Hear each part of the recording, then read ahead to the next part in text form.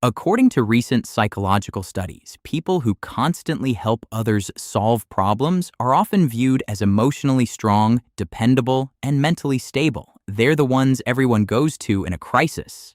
The calm one, the logical one, the person who always seems to know what to do. But here's something most people never notice. A lot of people who know how to fix everything secretly don't know how to stop carrying everything. And psychologically, that usually starts much earlier than adulthood. Let me explain. There's a certain type of person who learned very early that chaos had consequences.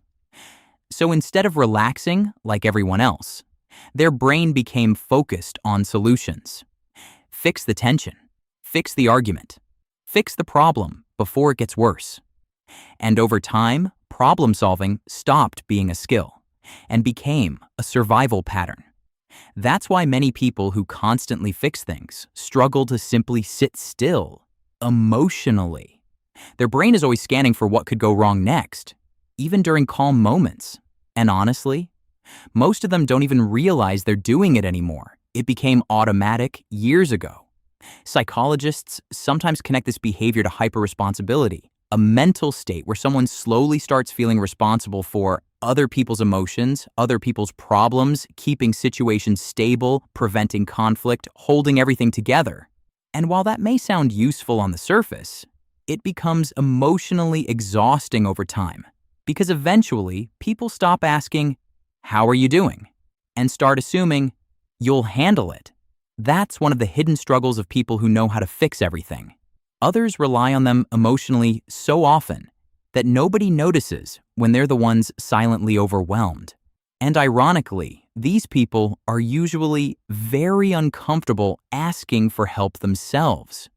Not because they're arrogant, but because somewhere along the way, they learned, if I don't handle things, nobody else will. So even when they're exhausted, they keep carrying more. Another thing people rarely talk about is this. People who constantly fix problems often struggle deeply with emotional vulnerability because fixing feels safe. Solving problems feels controllable. Emotions don't. So instead of sitting with painful feelings, they immediately try to solve them, their own and everyone else's. A friend vents emotionally, they instantly search for solutions. A relationship becomes difficult, they start trying to repair everything immediately. Someone around them feels uncomfortable, their brain starts working to stabilize the atmosphere. And while this makes them seem incredibly dependable, it also means they rarely fully relax emotionally because their nervous system is always on, always managing, always adjusting, always preparing. And eventually, that creates a very specific kind of exhaustion, not physical exhaustion, mental exhaustion, the kind where your body is resting, but your mind still feels responsible for everything around you. What's fascinating is that many people who know how to fix everything are actually deeply uncomfortable with feeling helpless. Even small uncertainty becomes stressful because psychologically, control became linked to emotional safety. If they can solve the problem, they feel calmer. If they can predict the outcome, they feel safer. That's why many of these people become chronic overthinkers. Their brain constantly runs scenarios, backup plans, future problems, possible mistakes, ways situations could fall apart. Not because they enjoy worrying, but because preparation became their way of protecting themselves emotionally. And this pattern often affects relationships too.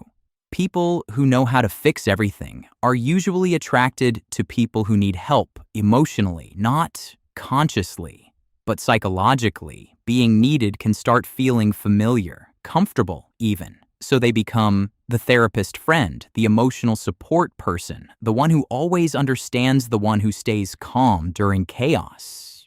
But here's the dangerous part.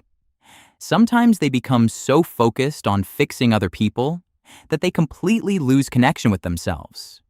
Their own emotions get pushed aside constantly. Their own needs become secondary. And after years of this, many people secretly begin feeling emotionally empty. Not because they stopped caring, but because they spent too long giving emotional energy without receiving much back. And honestly, many people who know how to fix everything secretly wish someone would notice when they're struggling too, but they rarely say it directly because they became too used to being the strong one. And once people see you that way, it becomes hard to admit when you're falling apart internally. So instead, they keep functioning, keep helping, keep solving, keep carrying, even when they're exhausted. Another fascinating part of this psychology is that fixing problems gives people a temporary sense of control over uncertainty. Life feels unpredictable, emotions feel messy, but solving things creates order. And for some people, order feels emotionally safer than vulnerability. That's why stillness becomes uncomfortable for them. Because when there's nothing left to fix, their own emotions finally become visible. And sometimes that's the part they've been unconsciously avoiding the whole time. But here's the important part. Being helpful is not unhealthy. Being emotionally intelligent is not unhealthy. The problem begins when someone believes their value only exists in what they can do for other people. Because eventually they stop asking, "Who am I?" when I'm not fixing something. And that's a painful question for many people, especially those who spent years earning love through usefulness. Healing for people like this usually begins when they realize something important. Not every problem is theirs to carry. Not every emotion is theirs to manage. Not every relationship can be saved through effort alone. And most importantly, their worth does not disappear when they stop solving things for everyone else. Because the truth is, people who know how to fix everything are often deeply caring individuals. They learned how to survive through responsibility, through competence, through emotional control, through being dependable. But eventually, even the strongest people need somewhere safe to stop carrying everything alone. And maybe real healing begins the moment they realize they deserve support too. Not because they earned it through fixing everyone else, but simply because they're human. If this resonated with you, consider subscribing. Because a lot of people who seem the strongest externally are quietly exhausted from being everyone else's emotional solution.